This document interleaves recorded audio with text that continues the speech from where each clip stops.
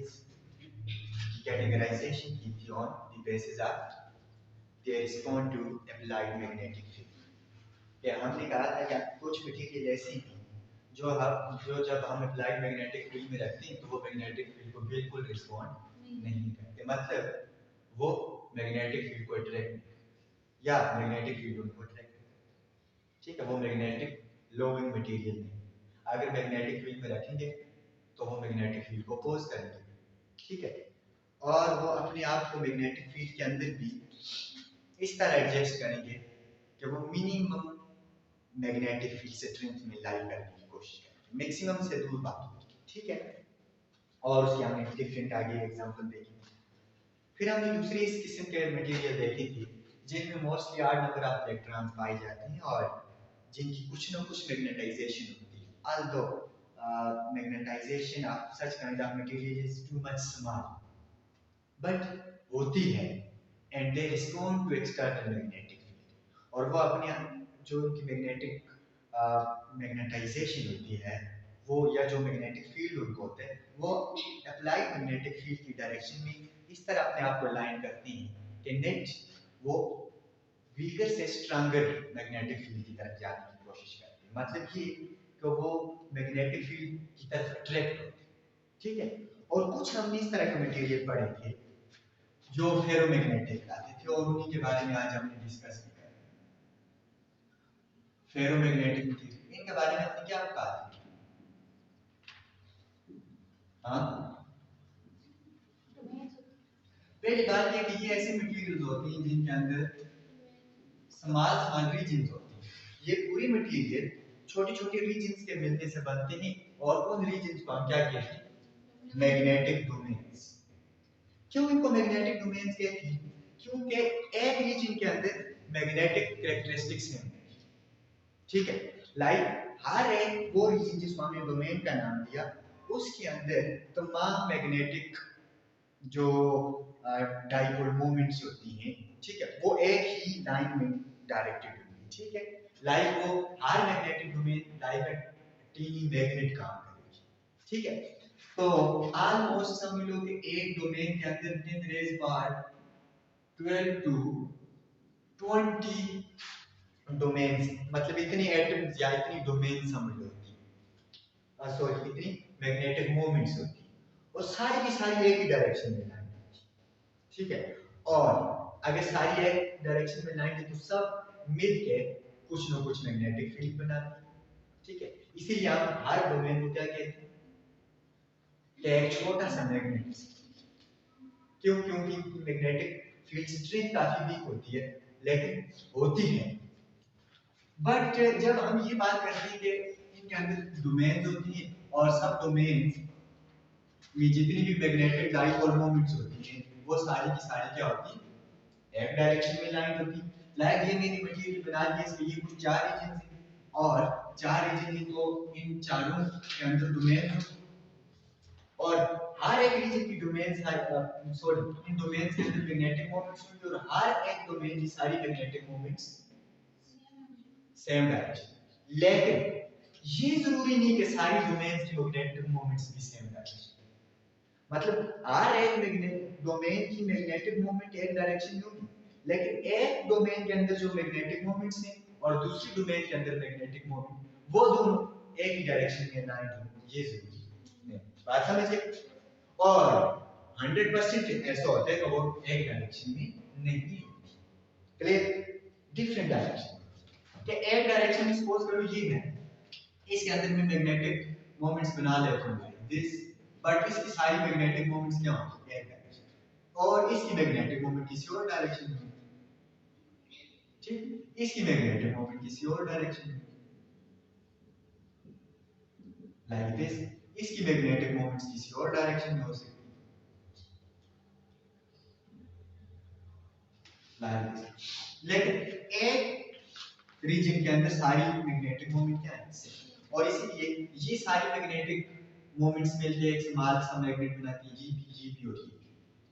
लेकिन in the absence of external magnetic field, जब applied magnetic field zero होता है तो इस फेरोमैग्नेटिक मटेरियल की magnetisation external to that material zero, like external to that material, इसकी वजह से जो फील्ड होता है वो भी क्या होता है, जीरो। ऐसा क्यों होता है? क्योंकि ये सारी मैग्नेटिक मोमेंट्स एक डोमेन के अंदर तो लाइन होती है, बट डोमेन्स डिसलाइन, ठीक है, सारी डोमेन एक डायरेक्शन में, मैग्नेटिक मोमेंट्स नहीं रहती। एक डोमेन के अंदर अगर मैग्नेटिक मोमेंट्स इस तरह, दूसरे के अंदर कुछ इस तरह, वो एक दूसरे के इफेक्ट को कैंसिल कर, लेकिन होता क्या है कि इस तरह लाइन होती है कि ये अपने आप को इस तरह एडजस्ट करती है कि एक साइक्लिक ऑर्डर में मैग्नेटिक फील्ड इन्हीं के अंदर एस्टैब्लिश रहता है, वो बाय क्लियर। लेकिन आप इस तरह समझ लो कि मैग्नेटिक जो मोमेंट्स हैं डोमेन्स की, तो वो डोमेन्स के अंदर तो लाइन है, बट नेट डोमेन्स इस तरह लाइन है उनकी वजह से नेट एक्सटर्नल मैग्नेटिक फील्ड क्या होगा, उस मटेरियल की वजह से बाहर कोई मैग्नेटिक फील्ड नहीं होगा। इन the absence of magnetic field वो मटेरियल हमें लगेगा जैसे लाइक आयरन, आयरन को आप उठाओ दूसरे आयरन के पास लेके जाओ, वो उसको अट्रैक्ट नहीं करेगा। क्यों नहीं करेगा? क्योंकि उस आयरन से बाहर उसका फील्ड ही नहीं, क्यों नहीं? हम तो कहते हैं आयरन फेरोमैग्नेटिक है, स्ट्रांग मैग्नेटाइजेशन इसकी, स्ट्रांग मैग्नेटिक फील्ड ही बनाते हैं, लेकिन है नहीं, वो किधर है? वो किधर है? क्योंकि वो उसके अंदर है, बाहर अंदर कैसे है? तो आप जब ये कहो कि मैग्नेटिक डोमेन इस तरह लाइन है तो वो एक दूसरे का इफेक्ट को कैंसिल करती है, लेकिन होता क्या है कि किसी भी मटेरियल के अंदर मैग्नेटिक डोमेन इस तरह अलाइन होती है कि वो मैग्नेटिक फील्ड जो बनता है वो साइकिल के वजह से बनता है और वो बायलानी लाइक इस तरह समझ लो। अभी मुझे याद है जब हम थे पढ़ रहे थे, तुम्हारे एक टीचर थे, उन्होंने एक मटेरियल बनाया था, बट वो मतलब इस शेप का समहाउ कुछ था, लाइट के इस शेप का था, इस तरह का, ठीक है। अब देखो लेट्स सपोज कि इसके अंदर जो डोमेन है वो सारी इस डायरेक्शन में, तो मैं एक मोमेंट से मैग्नेटिक मोमेंट से नेट बता देता हूँ जी, क्लियर। लेट्स सपोज ये इसका नॉर्थ है, ये इसका साउथ, या ये साउथ है, ये नॉर्थ, इसके आगे जो होगा ये इसके ऑपोजिट होगा, क्लियर है, और ये इसके ऑपोजिट होगा, ये इसके ऑपोजिट। अब फील्ड लाइन वैसे क्या चाहती है, एक टीनी मैग्नेट होगा, साउथ से नॉर्थ की तरफ और नॉर्थ से वापस साउथ, यही चाहती है। अब यहां से भी लेट्स सपोज साउथ से नॉर्थ की तरफ, नॉर्थ से बाहर जाकर वापस साउथ की तरफ आने की कोशिश करती है, लेकिन ये साउथ से इतना बेंड हुई लाइन तक पहुंचेगी तो इनके साथ आगे ये वाला साउथ ऑलरेडी है ना, तो बजाय बाहर आने के ये इधर अट्रैक्ट, बात समझ रहे हैं? और यहां से बाहर जाने के बजाय ये आगे ऑलरेडी इसका ऑपोजिट पोल है, तो ये इधर अट्रैक्ट हो जाएगा, यहां से बाहर आने के बजाय इधर अट्रैक्ट हो जाएगा। तो मैग्नेटिक फील्ड इनके अंदर कैसे एस्टैब्लिश होता है, इन साइक्लिक। तो जो फेरोमैग्नेटिक मटेरियल होती है वो अपनी मैग्नेटिक फील्ड को अपने अंदर ही रखी होती है, बाहर आने नहीं देती।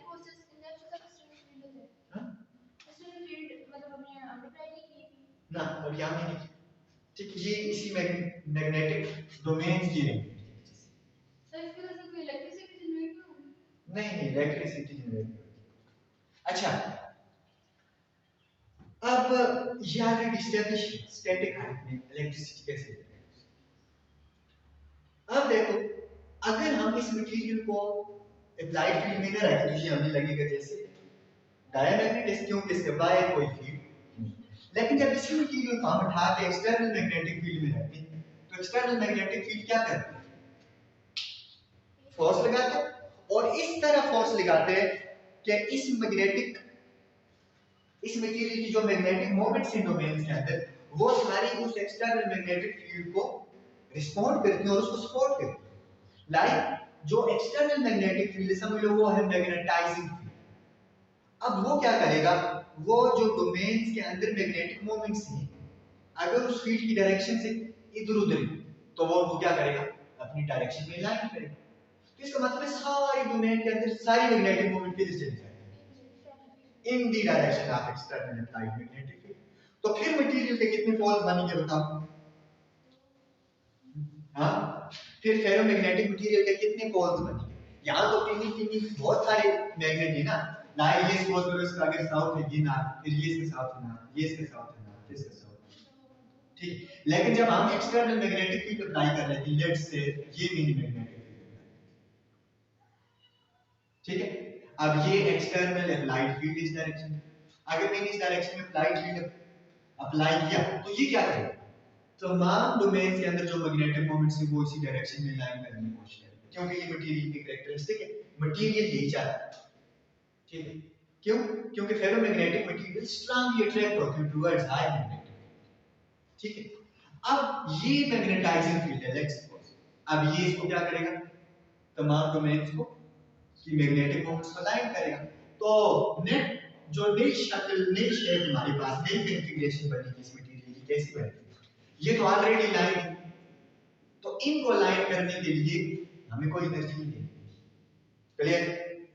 अब ये ऑलमोस्ट ये थोड़ी सी टिल्ट है ना, ये तो है ही लाइन, एनर्जी नहीं इन पे जाया हुई, ये थोड़ी सी इधर मुड़ी हुई, थोड़ी सी, तो उसके बाद ये फोर, इसके बाद इसका नंबर है ये लाइन, क्यों, क्योंकि इनको कम एनर्जी चाहिए, इसके बाद ऑलमोस्ट इनका नंबर, क्योंकि इसके बाद इनको इससे कम एनर्जी चाहिए लाइन होने में, तो ये लाइन, लेकिन लास्ट जो सबसे ज्यादा opposite to the applied magnetic, उनको ज्यादा एनर्जी चाहिए, तो तब वो लाइन, बात समझ गए ना, और लास्ट ये लाइन, लेकिन सारी मैग्नेटिक मूवमेंट्स किधर चलेगी, एक ही डायरेक्शन। अब डोमेन को कौन कंसीडर, ठीक, डोमेन हम मैग्नेटिक मोमेंट्स की बेस है, बात समझ गए ना, डोमेन मीन वो रीजन जिसके अंदर मैग्नेटिक मोमेंट्स एक डायरेक्शन में, वो डोमेन। लेट्स सपोज आपकी क्लास में दो क्वेश्चन बना, आईसीएस वाले बच्चे इस साइड पे मुंह करके बैठी हुई, मेडिकल वाले बच्चे उस साइड पे मुंह करके बैठी हुई, तो एक ही क्लास के अंदर दो रीजन बन, तो हर रीजन हम डोमेन कह देंगे कि ये वो रीजन है जिसमें डायरेक्शन, ये वो रीजन है जिसमें डायरेक्शन हो गई, दो डोमेन, बट सारे एक ही डायरेक्शन हो जाएंगे, there will be no concept of domain, बात समझ गए। अच्छा, अब ये सारे मैग्नेटिक मोमेंट्स एक डायरेक्शन में लाइन हुई, तो इसका मतलब है अप्लाइड मैग्नेटिक फील्ड भी किधर था, इसी डायरेक्शन में, ये आ गई अप्लाइड मैग्नेटिक फील्ड। अब ये जो डोमेन्स की अलाइनमेंट की वजह से इसको सपोर्ट मिला, अब इस मटेरियल के पास सिर्फ दो ही पोल है, लाइक ये सपोज करो साउथ है, ये क्या है नॉर्थ, अब इसकी लाइन यहां से इस साइड पे एंटर हो रही और यहां से बाहर निकल रही, क्लियर। अब देखो ये एक्सटर्नल मैग्नेटिक फील्ड को सपोर्ट कर रही है नहीं कर, अब इट मींस ये वाला मटेरियल मैग्नेटाइज हो, ये मटेरियल क्या होगा मैग्नेटाइज, क्यों मैग्नेटाइज हो, पहले हम कहते थे ये डीमैग्नेटाइज है, क्यों, क्योंकि इसका कोई मैग्नेटिक फील्ड बाहर रीजन में था ही, हम इसके करीब कोई और फेरोमैग्नेटिक मटेरियल रखते हैं तो ना उसको अट्रैक्ट करते हैं ना रिपेल, तो हम कहते हैं इसका बाहर कोई मैग्नेटिक फील्ड, तो हम कहते हैं डीमैग्नेटाइज। लेकिन अब अगर नेट मैग्नेटिक फील्ड की भी बात करूं कि नेट मैग्नेटिक फील्ड कितना हो गया, कि ये apply mean magnetizing field plus material का अपना field, let's suppose B not, let's suppose, ठीक है, तो ये मटेरियल का अपना फील्ड, क्लियर। ये वैसे म्यू नॉट एच होता है मैग्नेटाइजिंग फील्ड, क्योंकि इसकी मैग्नेटाइजेशन पे डिपेंड करती है कितनी मैग्नेटाइजेशन होगी। अच्छा, अब ये हमें ये बता रहे हैं कि जब हम फेरोमैग्नेटिक मटेरियल को रखेंगे किसी भी फील्ड के अंदर तो उस रीजन में फील्ड स्ट्रांगर हो जाएगी, क्लियर। जिससे हमें ये पता चला कि बाकी फेरोमैग्नेटिक मटेरियल की सारी डोमेन जो थी वो एक डायरेक्शन में लाइन, तब फील्ड ज्यादा हो, वरना हमने अप्लाई कितना किया था, लेट्स सपोज 20 टेस्ला, अब हमें भी कितना है 25 टेस्ला, तो ये जो 5 टेस्ला ये कहां से, जाहिर सी बात है एक्सटर्नल हमने अप्लाई 20 किया, मिला 25, बीच में सपोज करो ये आयरन रख दी सिर्फ 25 हो, तो लाजमी बात है कि आयरन ही कंट्रीब्यूट किया, बाकी तो कोई चीज ही नहीं। अब आयरन ने कैसे कंट्रीब्यूट किया होगा, इसमें साइंटिस्ट सोचने लगे कि इसने कैसे कंट्रीब्यूट किया, बेसिकली डोमेन का कांसेप्ट साइंटिस्ट के माइंड में कैसे, अब उनको खाब नहीं है, के डोमेन में। ठीक है, ये भी प्रैक्टिकली एक्सपेरिमेंट। आपको किस तरह बताऊं, एक बहुत स्ट्रांग मैग्नेट हाईली स्ट्रेंथन, उसकी जो स्ट्रेंथ ऑफ मैग्नेटिक फील्ड वो बहुत ज्यादा। लेट्स सपोज ये है मेरे पास कोई स्ट्रांग मैग्नेटिक फील्ड जिसकी स्ट्रेंथ बहुत ज्यादा। अब ये मार्कर मेरे पास, इसको मार्कर ना समझो, इसको आयरन समझो कि ये कोई फेरोमैग्नेटिक फील्ड। अभी ये भी आयरन है, ये भी आयरन, कोई अट्रैक्शन या रिपल्शन नहीं, लाइक लाइक। लेकिन इसको भी अगर यहां ले, ठीक है, इस फील्ड के करीब ले जाओ, आहिस्ता आहिस्ता लेके जाओ, तो मुझे आहिस्ता आहिस्ता थोड़ी थोड़ी आवाज आएगी, टिक टिक टिक टिक, मतलब बहुत सवाल से आवाज। अब वो मुझे मेरे माइंड में आया कि ये टिक टिक इसके अंदर क्यों हो रहा है, कोई वजह तो है ना। लेकिन अगर मैं थोड़ी सी स्पीड ज्यादा करूं तो वो आवाज थोड़ी ज्यादा आएगी। अगर मैं फौरन इसके पास जाऊं बहुत ज्यादा आवाज आएगी, इस तरह कोई चीज जैसे टूट रही। ठीक है, तो फिर इससे पूरी एक्टिविटी हुई कि बाकी ऐसा है। अगर ऐसा ना हो तो फिर ऐसा क्यों हो?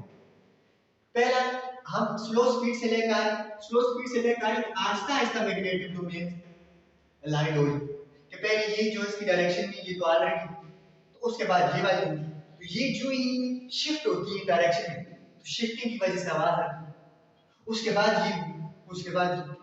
लेकिन हम जब शॉर्ट ली जाती है विद हाई स्पीड, तो फौरन इस हाई स्विच करते हैं, जो इस हाई स्विच करते हैं एट द सेम टाइम, तो साउंड भी बहुत लार्ज है, ठीक है, बहुत सारी चीजें टूट रही हैं। ठीक है, तो इसका मतलब है सारी मैग्नेटिक मोमेंट्स स्विच कर रही हैं in the direction of applied magnetic field, जिसकी वजह से नेट मैग्नेटिक फील्ड इंक्रीज हो जाती है। ठीक है, ये एक्सपेरिमेंट आप कर भी सकते हैं, लेकिन बट मैग्नेटिक फील्ड हाईएस्ट। और थोड़ा अगर आप लार्ज स्केल पे देखना चाहते हैं तो फिर आपके पास जो फेरोमैग्नेटिक फील्ड है वो भी बढ़ा सकते हैं। ठीक है, तो उसको फिर एरिया बड़ा होगा या मार्जिन ज्यादा होगा, तो ज्यादा आप क्लियरली ये चीज ऑब्जर्व कर सकते हैं।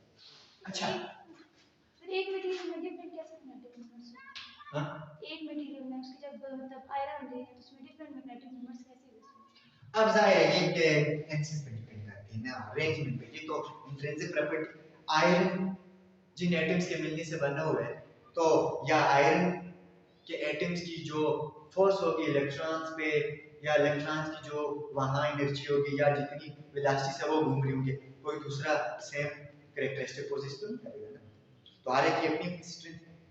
तो मोमेंट जो बनती है magnetic moment, that depends upon velocity of electron. ठीक है, कौन से इलेक्ट्रॉन है, कितनी एनर्जी से वो बाउंडिंग, उनकी वेलोसिटी कितनी है, स्पिन क्या है, तो हर मटेरियल की ये तो अपनी अपनी होती है। अच्छा सर, ये जो मैग्नेटिक आप कह रहे हैं मैग्नेटिक मोमेंट जनरेट हो रही इनसाइड द मटेरियल, उसका ओरिजिन क्या, जब कि हमने कोई मतलब अप्लाई जब नहीं किया तो उस वक्त क्या ओरिजिन होता है उस मैग्नेटिक फील्ड का जो अंदर होती है? देखिए, ये मटेरियल की कैरेक्टरिस्टिक है कि इसके अंदर एक स्पेसिफिक रीजन तक एटम्स जो है वो इस तरह रहे थे, उनकी वजह से जो मैग्नेटिक मोमेंट्स है वो एक डायरेक्शन में है। ठीक है, मतलब जो क्रिस्टल हमारे पास बना हुआ है किसी भी मटेरियल का, उस क्रिस्टल के अंदर लाइक जिस तरह हमने पढ़ा है क्रिस्टलाइन मटेरियल सब सेम अरेंजमेंट। लेकिन पॉलीमेरिक में हमने ये पढ़ा है कुछ रीजन ऐसे होते हैं जहां क्रिस्टलाइन जैसी है और कुछ में आगे चेंज हो, बात समझ रहे ना। तो सेम थिंग हैपेंड हियर कि इसके अंदर कुछ एटम ऐसी होती है खास चीज के अंदर जिनमें मोशन सेम होती है। ठीक है, अगर मोशन सेम होगी इलेक्ट्रॉन की, तो उनकी वजह से जो मैग्नेटिक मोमेंट बनेगी वो भी क्या बनेगी, सेम डायरेक्शन। तो उस रीजन के अंदर फिर वो सेम डायरेक्शन में मैग्नेटिक मोमेंट्स बनाती है as compare to next region. ठीक है, तो इसी वजह से हम इसके डिफरेंट रीजन बनाते हैं जो कि दूसरी मटेरियल में। बात समझ में? अल्दो ये बहुत शॉर्ट रेंज में जो ऐसा नहीं है क्रिस्टल आप पूरा लो तो इतना बड़ा क्रिस्टल हो, यहां से यहां तक सारे एटम सेम डायरेक्शन में मैग्नेटिक मोमेंट। नो, ये जो रीजन होती है इतनी शार्ट होती है कि इनका जो साइज होता है ये इन दी रेंज ऑफ मिलीमीटर होता है, उससे भी कम। मतलब ये जो डोमेन होती है ना, जितनी बड़ी नहीं होती, जितनी बताई बहुत शार्ट सी होती है, मिलीमीटर की रेंज में, उससे भी कम। ठीक है, इतनी शार्ट सी रेंज के अंदर जो एटम्स आ रही होती उनकी मोशन ऑफ इलेक्ट्रॉन सेम होती है, समझ लो वो मैग्नेटिक मोमेंट सेम डायरेक्शन में है। तो हम कहते हैं यहाँ इस चीज में जो इलेक्ट्रॉन है उन सब की मैग्नेटिक मोमेंट सेम डायरेक्शन में क्योंकि उनकी जो इलेक्ट्रॉन रिवॉल्व कर रहे हैं वो सेम डायरेक्शन। सर इलेक्ट्रॉन्स को एनर्जी कैसे मिलती एनर्जी कहाँ से मिलती है? है? सर क्योंकि अभी इलेक्ट्रॉन की एनर्जी कंजर्व होती है, ना मिल रही है ना दे रहे हैं, वो करने से वो पूरी हीट इशू है। लेकिन थर्मल अगर आप एनर्जी की बात करें तो वो जाहिर सी बात है वो भी वैसे आप टेम्परेचर, ठीक है, एनवायरनमेंट अगर बाहर जो है सराउंडिंग हीट ज्यादा होगी तो एनर्जी गेन करें, ठीक है, अदरवाइज ना तो वो एनर्जी मतलब लेते ना वो एनर्जी देते, कंजर्व एनर्जी स्टेट में मौजूद होती है। अच्छा, अब उसके बाद नेक्स्ट क्या चीज है कि ये चीज तो हमने देखी। अब क्या होगा अगर मैं इस मटेरियल को यहाँ मैग्नेटिक फील्ड से बाहर निकाल, लाइक अब ये आयरन रखा हुआ था, अब मैं magnetic field applied magnetic field कर देता हूँ जीरो, तो क्या अप्लाइड मैग्नेटिक फील्ड जीरो करने से ये आयरन टोटली डीमैग्नेटाइज हो जाएगा 100%? हाँ, नो, तो इट मींस अब now if applied magnetic field or magnetizing field is zero, then magnetization of that material is its। अभी हमने उस मैग्नेटिक मटेरियल को मैग्नेटिक फील्ड से बाहर निकाल लिया लेकिन उसकी मैग्नेटाइजेशन जीरो नहीं, ये हम ऑब्जर्व भी कर सकते हैं। लाइक आप इस मैग्नेट के साथ कोई आयरन टच करो, ठीक, कोई भी आपके घर में मौजूद होती है, ठीक है, पेचकस या हैमर या इस तरह की कोई भी चीजें होती है ना घर में, उनको आप मैग्नेट के साथ टच करो, फिर उनको किसी दूसरे इसी तरह फेरोमैग्नेटिक मटेरियल टच करो, उनको अट्रैक्ट कर देगा। ऐसे कभी किया? थोड़ा सा करते करते तो नहीं, ठीक है, इसका मतलब उनके अंदर मैग्नेटाइजेशन अभी जीरो नहीं, मैग्नेटाइजेशन है तब मतलब वो अट्रैक्ट कर, मीनू का अपना मैग्नेटिक फील्ड भी है। अब ये मैग्नेटिक फील्ड क्यों खत्म नहीं हुआ? क्योंकि अब इन डोमेन्स को जितनी एनर्जी सामने लाइन किया, अब जो ही मैग्नेटिक फील्ड हम बताते हैं ये एक दूसरे को रिपेल करते हैं और डिस ऑर्डर में जाने की कोशिश करते हैं, लेकिन वापस इसी कंडीशन में 100% बैक आने के लिए इनको कुछ ना कुछ एनर्जी चाहिए, और वो एनर्जी तो हमने नहीं दी ना, खुद ब खुद वापस रिवर्स तो नहीं हो सकती ना, थोड़ी तो डिसलाइन होती है, तो डिसलाइन होने से मैग्नेटाइजेशन इनकी कम हो जाती है, बट 100% स्विच बैक नहीं हो सकती। क्लियर है? तो 100% स्विच बैक नहीं ना होने की वजह से कुछ ना कुछ मैग्नेटाइजेशन इनकी बच जाती है, और अगर वो मतलब अगर बड़ा मटेरियल हो तो वो बहुत स्ट्रांग होती है, आपके छोटे से कभी हो सकती है, ये मैग्नेटाइजेशन इतनी लेस नहीं होती, ठीक है, और ये मैग्नेटाइजेशन हम ऑब्जर्व करें, इसका मतलब है ये आप मटेरियल परमानेंट मैग्नेट बन गए, इसके पास वो मैग्नेटाइजेशन आ गई। लेकिन देखो कभी कभी वो मैग्नेटाइजेशन खुद खत्म, हमने वो चीज नीचे छोड़ी फिर ऊपर उठाई फिर नीचे फेंकी, खत्म हो गई, ऐसा होता है ना। तो ये प्रोसेस है, तो अगर आपने किसी मटेरियल को परमानेंट मैग्नेटाइज कर दिया तो उसको बेंड करके किसी दूसरे मटेरियल पर वो डीमैग्नेटाइज हो जाएगा। क्यों?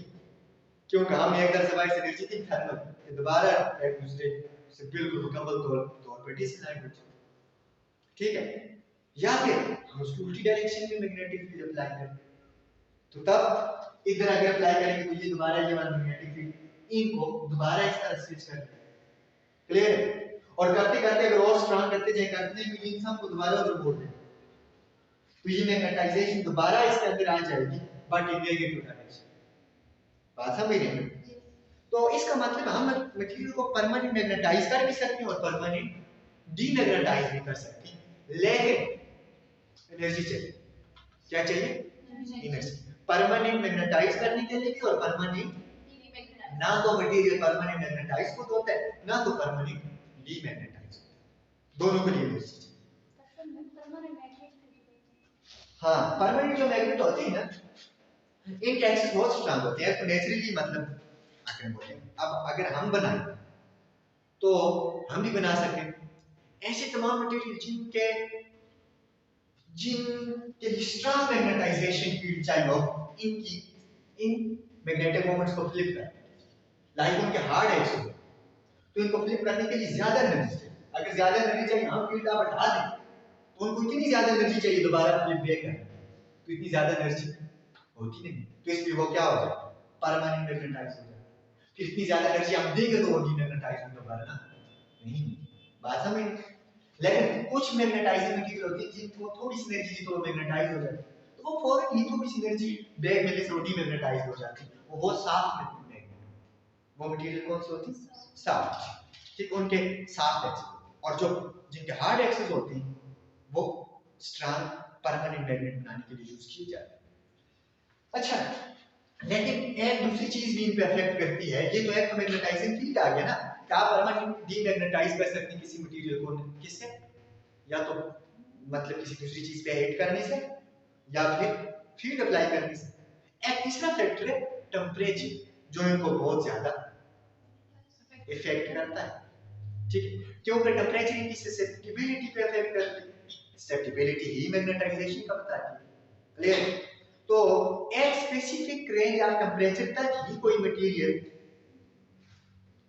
मैग्नेटाइज रह सकता है, बात समझ। अब अगर उस रेंज से हम टेम्परेचर बढ़ाएंगे तो वो मटेरियल अल्टीमेटली क्या हो जाएगा?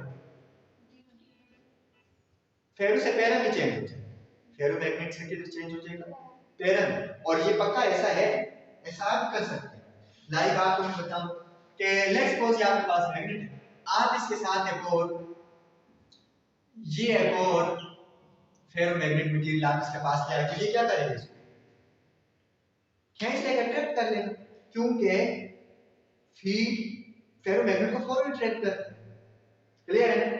अब आप इसको हीट अप करते जाएं तो एनर्जी देते जाएं देते जाएं देते जाएं, air fast temperature, critical temperature उसको कहते हैं, उससे जो ही टेम्परेचर बढ़ेगा ये इसको छोड़ दे, खुद को छोड़ दे, जो हमें ये बताता है कि ये फेरोमैग्नेटिक मटेरियल नहीं है। अच्छा, लेकिन लिक्विड अच्छी चीज 90 केल्विन पे, अगर हम टेम्परेचर को कम कर दें 90 केल्विन पे तो इसकी जो ससेप्टिबिलिटी होती है अप्रॉक्सीमेटली 10⁻⁻³ में आ जाती है, ठीक है, और ससेप्टिबिलिटी बहुत बढ़ जाती है एज कंपेयर टू दिस, जिसकी वजह से ये स्ट्रांग मैग्नेट होगा, स्ट्रांग मैग्नेट होगा उस हिसाब से जाता है, ये देखो, ठीक है। अच्छा, इसको आप प्रीवियस लेक्चर को देख लें। अब हम बात करते हैं इसी, अब इसी चीज को जो हमने ये कैरेक्टरिस्टिक पड़ी फेरोमैग्नेटिक मटेरियल की, इसको हम प्लॉट करते हैं in the form of graph. किसमें प्लॉट करते हैं? ग्राफ। और वो एनर्जी जो इसको मैग्नेटाइज और डीमैग्नेटाइज करने के लिए हमें यहां देनी पड़ती है, that is known as hysteresis loss. Hysteresis असल में क्या है? Loss of energy, loss of energy during magnetizing और डीमैग्नेटाइजिंग अ फेरोमैग्नेटिक मटेरियल। और उस एनर्जी को निकालने के लिए हम मैग्नेटाइजिंग फील्ड और मैग्नेटाइजेशन ऑफ दिस मटेरियल, इसके दरमियान क्या ड्रा करते हैं? ग्राफ। और वो ग्राफ मिलते हैं इन फॉर्म ऑफ लूप, जिसको हम क्या कहते हैं? Hysteresis loop. तो अब इसी चीज को हम थोड़ा सा ड्रा कर लेते हैं। अब ये ग्राफ आप मैग्नेटाइजिंग करंट की फॉर्म में भी ड्रा कर सकते हैं। एक आ गया मैग्नेटाइजिंग फील्ड, एक आ गया मैग्नेटाइजेशन करंट। मैग्नेटाइजेशन करंट का मतलब है कि मैग्नेटाइजेशन की वजह से जो मैग्नेटिक फील्ड जनरेट किया है इसमें, और मैग्नेटाइजिंग फील्ड का मतलब है जिस फील्ड मतलब वो extent of field that is required to magnetize this material, वो आ गया मैग्नेटाइजिंग फील्ड। सिंपल लैंग्वेज में क्या कहोगे? जो फील्ड इसको मैग्नेटाइज करेगा वो क्या है? Magnetizing field. और उसकी वजह से इसके अंदर जो मैग्नेटाइजेशन होगी उसको हम क्या कहेंगे? मैग्नेटाइजेशन करंट भी कह सकते हैं, ठीक है। आपकी बुक पे आई थिंक सो किसके दरमियान में ग्राफ ड्रा किया होगा? मैग्नेटाइजेशन करंट के दरमियान और मैग्नेटाइजिंग फील्ड या फिर अच्छा इन्होंने करंट मैग्नेटाइजिंग, इन्होंने इस फील्ड को क्या कहा? Magnetizing current. मैग्नेटाइजिंग करंट भी करंट की वजह से फील्ड और वो फील्ड जिसको मैग्नेटाइज कर, बट हम उस फील्ड को in term of magnetizing current, और उस मैग्नेटाइजिंग करंट की वजह से इसके अंदर क्या प्रोड्यूस होता है? Magnetic field. मैग्नेटाइजेशन क्या है? इसका अपना मैग्नेटिक फील्ड। तो जो हम करंट मैग्नेटाइजिंग करंट बनाएंगे यूं यूं इसके अंदर मैग्नेटिक फील्ड बढ़ेगा, क्योंकि इसकी मैग्नेटाइजेशन इंक्रीज हो रही है ना, सारी मैग्नेटिक डोमेन अलाइंड हो, तो इस सारी चीज को हम कर्व से रिप्रेजेंट कर सकते हैं। पहला पॉइंट क्या है कि व्हाट इज हिस्टेरेसिस। हिस्टेरेसिस क्या होता है? हिस्टेरेसिस हमें क्या बताता है? हाँ, हिस्टेरेसिस या हिस्टेरेसिस लॉस भी कहा जाता है इसको। हाँ, लॉस ऑफ एनर्जी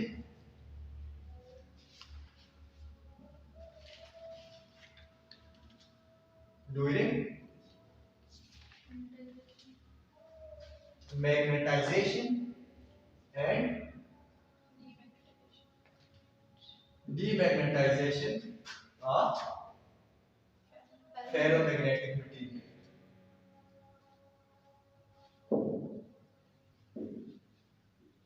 ठीक है, क्या हिस्टेरेसिस और हिस्टेरेसिस लॉस हमें क्या बताएगा?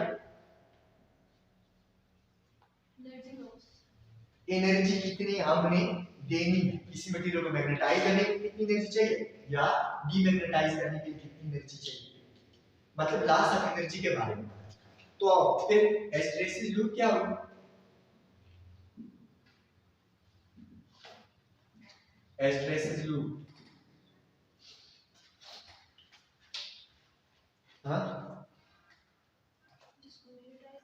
ऐसी लूप जो मैग्नेटाइजिंग करंट और magnetic field of that material के दरमियान प्लॉट की जाती है।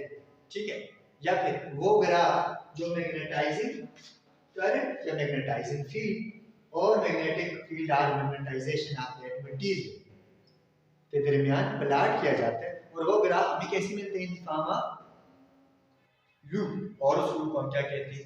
Hysteresis loop. क्लियर? और ये लूप हमें असल में क्या देती है? लॉस ऑफ एनर्जी, कि कितनी एनर्जी हमें चाहिए, मतलब यहाँ एनर्जी लॉसेस कितनी होगी, इसको मैग्नेटाइज या डीमैग्नेटाइज। अब हिस्टेरेसिस लूप किसको कहेंगे? हाँ जी,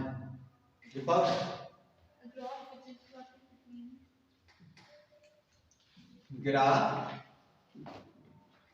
plotted between magnetizing current according to your. आप इसकी जगह मैग्नेटाइजिंग फील्ड भी लिख सकते हैं, क्योंकि असल में मैग्नेटाइज कौन कर रहा होता है? फील्ड। मैग्नेटाइजिंग फील्ड को हम H से शो करते हैं, बिटवीन मैग्नेटाइजिंग करंट और magnetizing field and magnetization and demagnetization of कि मैग्नेटाइजिंग करंट या मैग्नेटाइजिंग फील्ड और मैग्नेटाइजेशन एंड डीमैग्नेटाइजेशन दोनों को देखते हैं। ठीक है, मैग्नेटाइजेशन एंड डीमैग्नेटाइजेशन भी होती है इस लूप में। Demagnetization of material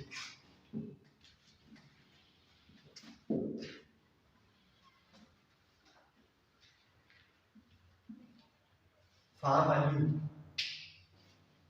in the form of loop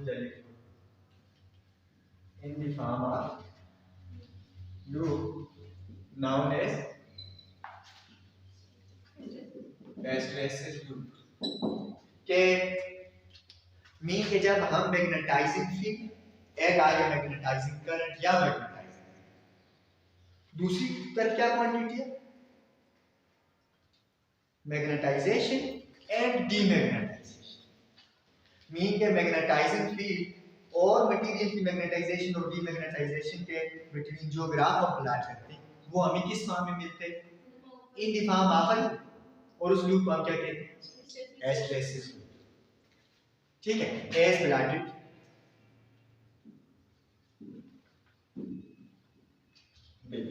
इसको प्लॉट करें। लेट्स सपोज के ये आपके पास y एक्सिस, अभी इनिशियली मटेरियल हमने एक्सटर्नल मैग्नेटिक फील्ड नहीं रखा, तो उसकी मैग्नेटाइजेशन कितनी है?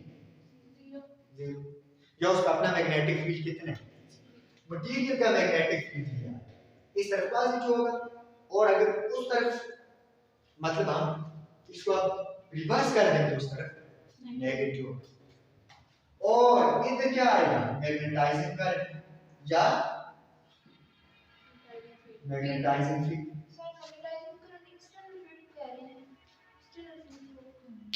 मैग्नेटाइजिंग करंट यहाँ है, तुमने कहा है कि वो करंट जिसकी मदद से हम इस मटेरियल को मैग्नेटाइज करें, ठीक है।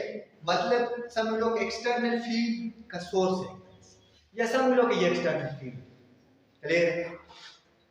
आप मैग्नेटाइजिंग फील्ड, ये क्या है, मैग्नेटाइजिंग फील्ड जिसमें मैग्नेटाइज करने से देखो इनिशियली मटेरियल का मैग्नेटिक फील्ड कितना है, 0। क्यों 0 है, मैंने वो सारी रीजन आपको बताई। और जब हमने external magnetic field apply mean के जब magnetizing field mean initially material का मैग्नेटिक फील्ड 0 है, जब मैग्नेटाइजिंग फील्ड 0 है, तो ये पॉइंट आ गया। अब क्या होगा कि जो ही ये मैग्नेटाइजिंग फील्ड अप्लाई किया जाएगा और मतलब इंक्रीज किया जाएगा, तो मैग्नेटाइजिंग फील्ड जो यहाँ पर अप्लाई करेंगे और इंक्रीज करेंगे तो मटेरियल की मैग्नेटिक डोमेन क्या होना स्टार्ट हो जाएंगे, वो मैग्नेटाइजिंग करंट या मैग्नेटाइजिंग फील्ड इन मैग्नेटिक डोमेन्स को अलाइन करने की कोशिश करे, तो मटेरियल की मैग्नेटाइजेशन क्या होना स्टार्ट, इंक्रीज। मैग्नेटाइजेशन इंक्रीज होने का मतलब है मटेरियल का मैग्नेटिक फील्ड इंक्रीज होना स्टार्ट हो गया। अब ये मैग्नेटाइज होना स्टार्ट हो गया, तो मटेरियल जो जो हम मैग्नेटाइजिंग करंट बढ़ाएंगे you material get magnetized, and कितनी दूर तक ये मैग्नेटाइज होता रहेगा, कब तक होता रहेगा, पूरी जिंदगी होता रहेगा मैग्नेटाइज नहीं, फिर कब तक मैग्नेटाइज होगा,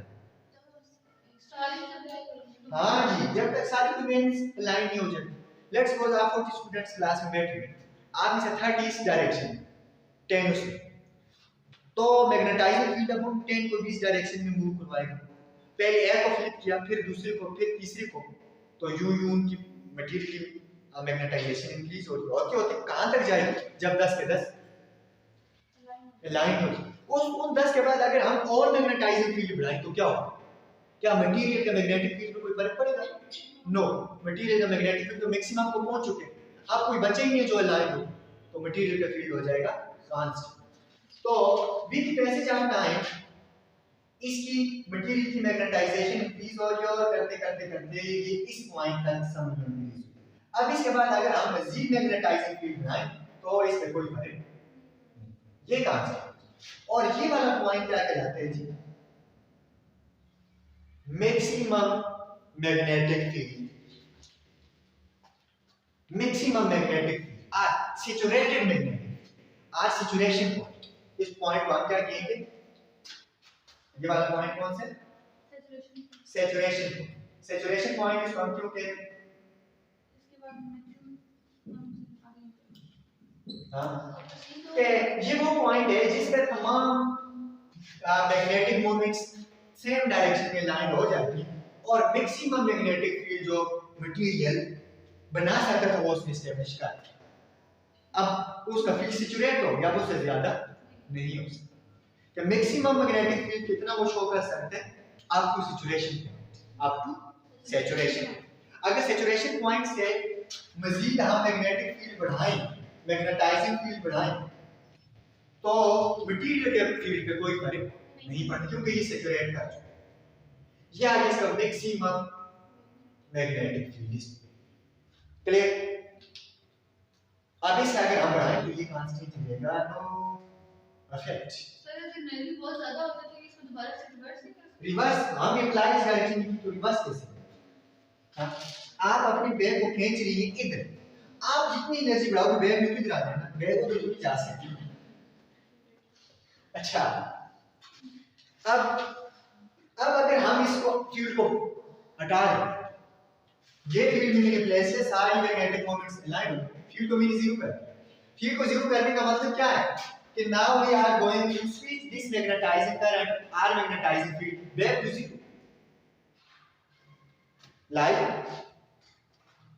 ए सोलेनोइड था, उसकी मदद से मैंने मैग्नेटिक फील्ड जनरेट किया। सोलेनोइड में ये आयरन सैचुरेट हो, अब मैंने current off like magnetizing current back to zero यहाँ है। अब मैग्नेटाइजिंग करंट अगर बैक टू जीरो आ गया, बताओ क्या होगा इस मटेरियल के साथ, क्या होगा जो ये है। ऑपोजिट डायरेक्शन में इंक्रीज। अब अगेन ये जो मैग्नेटिक मोमेंट्स थी ये अपनी ओरिजिनल पोजीशन में जाने की कोशिश है। Like side aligned, now they try to disalign themselves. ठीक, ये एक दूसरे से डिसअलाइन होना स्टार्ट हो जाए, और अगर डिसअलाइन हुई तो मटेरियल का मैग्नेटिक फील्ड कम होगा या ज्यादा, मैग्नेटाइजेशन मटेरियल की डिक्रीज होती जाएगी। तो इट मीन जो ही हम यहाँ मैग्नेटिक फील्ड कम करते जाएंगे तो मटेरियल की मैग्नेटाइजेशन डिक्रीज क्या होना स्टार्ट होगी, डिक्रीज, और करते करते के ये मैग्नेटाइजिंग करंट जीरो या मैग्नेटाइजिंग फील्ड जीरो हो तो मटेरियल इस वक्त मटेरियल की मैग्नेटाइजेशन या मैग्नेटिक फील्ड इसके अंदर कितना बच गया, यहां से यहां तक बच गया। बात समझ रहे हो ना? ये मैग्नेटिक फील्ड मटेरियल का जीरो तब होता है जब ये वाली कर्व दोबारा यहां पहुंचे, लेकिन करंट जीरो जब हुआ तो इसकी कर्व वैल्यू यहां है, मीन इसके अंदर इतना सा इफेक्ट परमानेंट बच गया। अब ये जो परमानेंट इफेक्ट बच गया इसके अंदर, ये एक तरह से मैग्नेटिक फील्ड शो कर रहा है, परमानेंट मैग्नेटिक। क्यों? क्योंकि सारी की सारी मैग्नेटिक मोमेंट्स 100% बैक स्विच तो नहीं हो सकती ना। बात समझ रहे हो? तो बैक स्विच कैसी होगी, जितना वो हो सकती है उतना तो डिसलाइन होगी, बट 100% ओरिजिनल पोजीशन में स्विच नहीं हो सकती। अब उसको स्विच करने के लिए एनर्जी चाहिए, जैसे इधर स्विच करने के लिए एनर्जी हमने दी, क्लियर है? तो इसलिए अगर 100% वो उसी हालत में जिस जो पहले थी उसमें नहीं जा सकती तो वो फिर कुछ ना कुछ लाइन ही रहेगी जिनकी वजह से ये इसके अंदर परमानेंट मैग्नेटाइजेशन इतनी सी, क्लियर? और ये वाला पॉइंट क्या कहलाता है, पॉइंट भी कि ये वो पॉइंट है that shows up to this limit this material retain magnetic field in the absence of applied magnetic field। तो मीन इतना मैग्नेटिक फील्ड मटेरियल अपने अंदर रिटेन कर चुका है इन ऑल्दो मैग्नेटाइजिंग करंट या मैग्नेटाइजिंग फील्ड इज, तो इसीलिए इसको हम क्या कहते हैं, रिटेंटिविटी। इसको हम क्या कहते हैं, तो ये जो पॉइंट है इसको हम क्या कहेंगे, रिटेंटिविटी।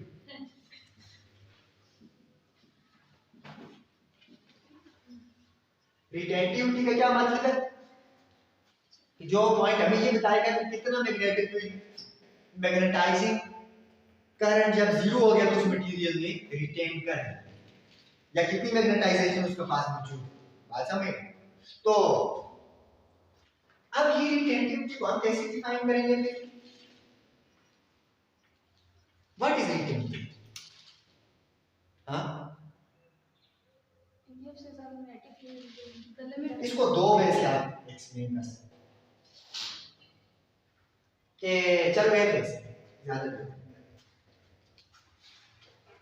रिटेंटिविटी हमें ये बताती है कि if we switch magnetizing field और magnetizing current back to zero, अगर हम मैग्नेटाइजिंग फील्ड या मैग्नेटाइजिंग करंट को जीरो कर दें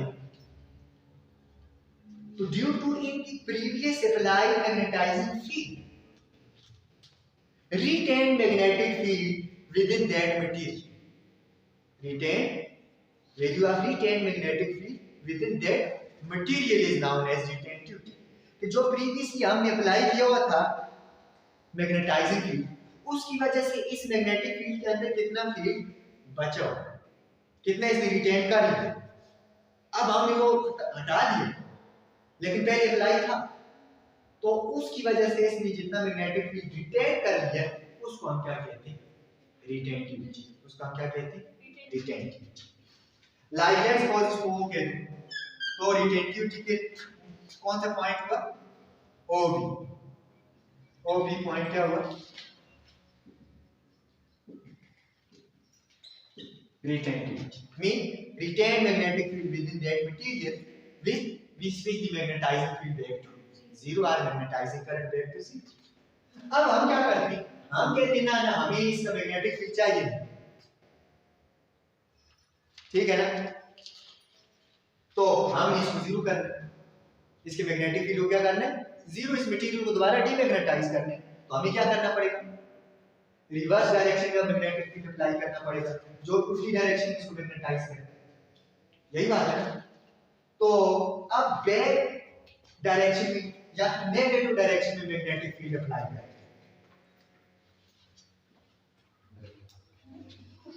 ठीक है, टाइम क्या हुआ, अच्छा अब देखिए तो इस डायरेक्शन में आप जब हम मैग्नेटिक फील्ड पे हम सपोज करो मैग्नेटाइजिंग फील्ड इस डायरेक्शन में अप्लाई करें, अब हमने मैग्नेटाइजिंग फील्ड इस डायरेक्शन में अप्लाई करें ऑपोजिट, लेट्स सपोज कि ये हमने मैग्नेटाइजिंग फील्ड लगाया 0 किया, इसमें कुछ डिसअलाइनमेंट आई, अब हमने मैग्नेटाइजिंग फील्ड उल्टी डायरेक्शन में अप्लाई, इसमें अगेन जो मैग्नेटिक मोमेंट्स ओरिजिनल हालत में नहीं आई उनको वापस ओरिजिनल हालत में ये वापस बैक स्विच कर, तो बैक स्विच करेगा तो मैग्नेटिक फील्ड इस मटेरियल को और क्या होना स्टार्ट हो जाएगा, डिक्रीज, क्योंकि जो अलाइनमेंट आप ये इसको उल्टी डायरेक्शन में लाइन करने की कोशिश करेगा तो with the passage of time ये मैग्नेटिक फील्ड क्या होना स्टार्ट हो जाएगा, और क्या होती है इस पॉइंट पे जाके ये क्या होगा 0, देखो ना इस लाइन पे इसका मैग्नेटिक फील्ड क्या है मटेरियल 0, तो ये वाला जो पॉइंट है लेट्स सपोज ये है, इस पॉइंट पे जाके अगेन इस मटेरियल हो गया परमानेंट डीमैग्नेटाइज, लेकिन ये खुद ब खुद नहीं, हमने किया जबरदस्ती, कैसे किया कि यहां से यहां तक का फील्ड हमने बाय से अप्लाई किया, उस फील्ड ने इसको डीमैग्नेटाइज किया, और यहां से यहां तक जो डीमैग्नेटाइजिंग करंट या डीमैग्नेटाइजिंग फील्ड की अमाउंट है उसको हम क्या कहते हैं, तो ये एक तरह से जबरदस्ती हमने डीमैग्नेटाइज किया, सही पॉइंट नहीं समझ आया एक्सटर्नल फील्ड क्या ये पॉइंट नहीं समझ आया, देखो ना अब इस उल्टी डायरेक्शन में हम मैग्नेटिक फील्ड देंगे ना, तो ये जो मैग्नेटिक मोमेंट्स हैं अब ये फ्लिप होना स्टार्ट होगी बैक, ठीक है, लेट्स सपोज के पहले आपके पास ये अप्लाइड मैग्नेटिक फील्ड हमने अप्लाई किया तो ये सिचुएट हो गई, अब अप्लाइड मैग्नेटिक फील्ड हमने हटाया तो इसमें से ये इधर और ये इधर, ठीक है, ये कुछ इधर चलेगी तो ये, लेकिन नेट एक तरफ इनकी अलाइनमेंट रहेगी और इसकी वजह से नेट मैग्नेटिक फील्ड इनके अंदर रहेगा, कहां से कहां तक, यहां से यहां तक इन दी एक्सिस ऑफ मैग्नेटाइजिंग। अब देखो अब अगर हम इसको अब फील्ड के अंदर रखें बट वो फील्ड इस डायरेक्शन ऑपोजिट, अब ये वाला फील्ड क्या करेगा मैग्नेटाइजिंग फील्ड है या करंट, लेट्स सपोज कि ये वाली स्पिन है इसको इधर फ्लिप कर, ठीक है, अब उसके बाद ऑलमोस्ट ये इसको फ्लिप कर देंगे, ठीक, और इसको थोड़ा इधर टिल्ट कर दे,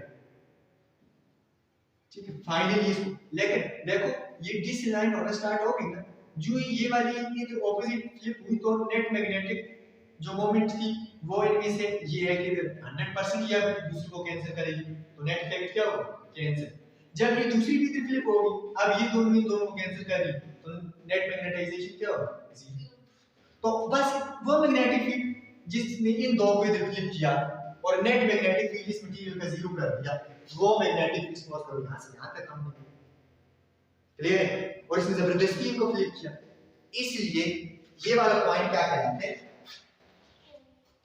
कोहेसिव पॉइंट या कोहेसिविटी, क्या इसकी कैरेक्टरिस्टिक कोहेसिविटी या कोहेसिव पॉइंट,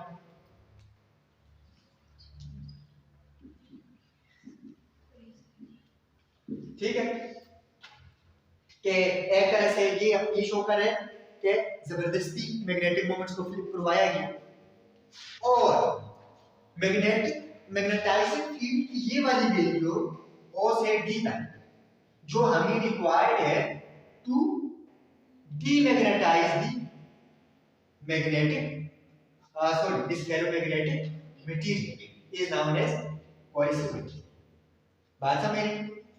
अब इसके बाद क्या होगा, लेट्स सपोज कि ये दो मैग्नेटिक मोमेंट्स इस डायरेक्शन में अलाइंड हैं तो दो इधर हो तो नेट मैग्नेटिक फील्ड क्या होगा 0, अब अगर और हम बढ़ाएंगे तो ये क्या करेगा तीसरी को भी इधर लाइन करेगा, तो मैग्नेटिक फील्ड अब दूसरी डायरेक्शन में इस मटेरियल का बढ़ना स्टार्ट हो गया ना, और अगर लाएंगे तो ये चौथी को भी करेंगे। अब दोबारा मैग्नेटिक ये परमानेंट एक तरह से सैचुरेशन को पहुंच गई, बट किस डायरेक्शन में? ऑपोजिट। तो इसका मतलब अब अगर मजीद हम मैग्नेटाइजिंग फील्ड या मैग्नेटाइजिंग करंट बनाएं इस डायरेक्शन में, तो ये ऑपोजिट डायरेक्शन में क्या होना स्टार्ट होगा, और फाइनली क्या हो जाएगा? सैचुरेट। क्लियर? अब अगर हम दोबारा हटा दें इस ऑपोजिट मैग्नेटिक फील्ड को तो क्या होगा? अगेन वही फिनोमेना होगा जो इधर हुआ कि दोबारा ये मैग्नेटिक मोमेंट्स डिसलाइन होने की कोशिश करेंगे और कुछ हद तक डिसलाइन हो जाएंगे, लेकिन 100% डिसलाइन नहीं हो सकता। और ये वाला पॉइंट अगेन फिर क्या आएगा? रिटेंटिविटी। रिटेन मैग्नेटिक फील्ड के अंदर है, इसको जीरो करने के लिए हमें इस डायरेक्शन पे अगेन अप्लाई करना पड़ेगा, और ये वाला पॉइंट क्या है? कोएसिविटी।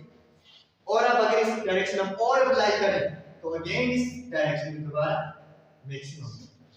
तो ये बन गई लूप, इसको हम कहते हैं हिस्टैरिसीस लूप, जो किस किस के दरमियान?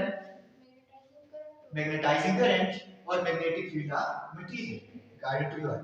ठीक है, अब ये लूप हमें क्या बताता है? अगली बात, इसके तीन मेन पॉइंट आपको याद होने चाहिए। सैचुरेशन क्या होती है, रिटेंटिविटी क्या होती है, और कोएसिविटी क्या होती है। देखिए सैचुरेशन, जो ये सैचुरेशन पॉइंट है, हमें क्या बताता है कि how much maximum field that material can generate, वो मटेरियल मैक्सिमम कितना मैग्नेटिक फील्ड शो कर सकता है। और ये जो जब हम मैग्नेटाइजिंग करंट जीरो कर लेते हैं तो ये इस पॉइंट पे आता है रिटेंटिविटी वाले पॉइंट, 100% ये जीरो पे नहीं जाता। ठीक, क्यों? क्योंकि इसके अंदर कुछ ना कुछ मैग्नेटिक फील्ड है। और ये जो रिटेंटिविटी है, ये हमें क्या बताती है कि entity of that retained magnetic field within that material when we switch magnetizing field to zero। और इस retained magnetic field को जीरो करने के लिए जितना मैग्नेटिक फील्ड हम रिवर्स डायरेक्शन में अप्लाई करते हैं उसको हम क्या कहते हैं? कोएसिविटी। उसको हम क्या कहते हैं? कोएसिविटी। कि that entity of reverse magnetizing current or magnetizing field which is required to demagnetize the retained magnetic field of that material permanently। तो उसको परमानेंटली डीमैग्नेटाइज करने के, रिटेन मैग्नेटिक फील्ड को परमानेंट डीमैग्नेटाइज करने का मतलब है रिटेन मैग्नेटिक फील्ड को जीरो कर, रिटेन मैग्नेटिक फील्ड को जीरो। क्या रिटेन मैग्नेटिक फील्ड को जीरो करने के लिए जितना मैग्नेटाइजिंग करंट हम रिवर्स डायरेक्शन में अप्लाई करते हैं वो वैल्यू हमें कौन देता है? कोएसिविटी। और उसके आगे दोबारा वही चक्कर चलना स्टार्ट हो जाएगा जो क्लियर। अब ये हमें कर्व देखी क्या है, नेक्स्ट ये कर्व हमें क्या बताती है? अब ये कर्व हमें इसकी किसी भी मटेरियल के एप्लीकेशन के बारे में बताती है, किस मटेरियल को हम कहाँ यूज कर सकते हैं और इसको हमने कहाँ यूज करना है। अब ये सारे चक्कर करने के लिए हमें किसकी जरूरत होती है? एनर्जी। यही बात है ना, किसकी जरूरत होती है? एनर्जी। और ये जो मैग्नेटाइज और डीमैग्नेटाइज करने के लिए जो एनर्जी लॉस होता है उसको हम कहते हैं हिस्टैरिसीस लॉस। और वो हिस्टैरिसीस लॉस या एनर्जी लॉस हमें देता कौन है? Hysteresis loop. कौन देता है? Hysteresis loop. ये जो लूप हमारे पास बन रही है that gives us amount of energy which is required to magnetize or demagnetize the material।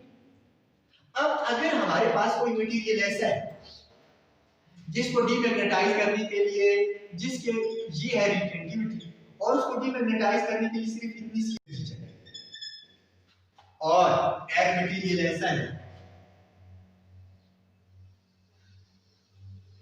ये जिसको डीमैग्नेटाइज करने के लिए ये इतनी सी एनर्जी चाहिए, तो कौन सा मटेरियल इजीली डीमैग्नेटाइज हो जाए? कम एनर्जी जिसको। अब इसको यहां से यहां तक चाहिए, इसको यहां से यहां तक चाहिए, तो बताओगे हार्ड मटेरियल इसमें से फिर कौन सा होगा? हाँ ये इसका मतलब है ये वाली कर्व जो है ये हमें शो कर रही है कि ये कोई हार्ड फेरोमैग्नेटिक मटेरियल, मीन इसके जो एक्सिस है वो हार्ड है, ठीक है। इस स्प्रिंग को फ्लिप करने के लिए हमें ज्यादा एनर्जी चाहिए, क्लियर। लेकिन ये जो कर्व है ये हमें क्या बताता है, सॉफ्ट मैग्नेटिक। क्यों? क्योंकि इनकी जो स्पिन्स ही सॉरी जो मैग्नेटिक मोमेंट्स हैं उनको फ्लिप करने के लिए कम एनर्जी चाहिए। अब फिर हम डिजाइन अपनी मर्जी से करते हैं। लेट्स सपोज कि अगर हमें ट्रांसफार्मर में कोई मटेरियल लगाना है, ट्रांसफार्मर में लाजिम वाला फेरोमैग्नेटिक चाहिए होता है ताकि वो फ्लक्स मैक्सिमम चेंज आए तो हमें सेकेंडरी कॉइल में मैक्सिमम करंट मिले, तो हम वहां कौन सा मटेरियल यूज करें, साफ वाला। क्यों? क्योंकि साफ अगर यूज करेंगे तो साफ वाले इजीली डीमैग्नेटाइज और मैग्नेटाइज किया जा सकते हैं, जबकि लास्ट वहां कम होंगे, तो हमें नेट जो आउटपुट मिलेगी वो ज्यादा है। अगर हम वहां हार्ड यूज करेंगे तो उसको मैग्नेटाइज और डीमैग्नेटाइज करने के लिए जो एनर्जी लॉसेस होगा वो ज्यादा और नेट आउटपुट हमें क्या मिलेगा, कम। क्लियर? तो इस कर्व की बेसिस पे लाइक इसका एरिया बताते हैं, इसका क्या बताते हैं हम, एरिया क्या बताते हैं, एनर्जी लॉस के कितनी अमाउंट ऑफ एनर्जी चाहिए इस मटेरियल को मैग्नेटाइज या डीमैग्नेटाइज। एरिया जिसका ग्रेटर हो उसके लिए जो मैग्नेटाइजिंग फील्ड है वो भी ज्यादा चाहिए होगा और डीमैग्नेटाइजिंग फील्ड भी ज्यादा चाहिए, मीन ज्यादा एनर्जी चाहिए। और ऐसे मटेरियल को हम यूज कर सकते हैं as a permanent magnetic field.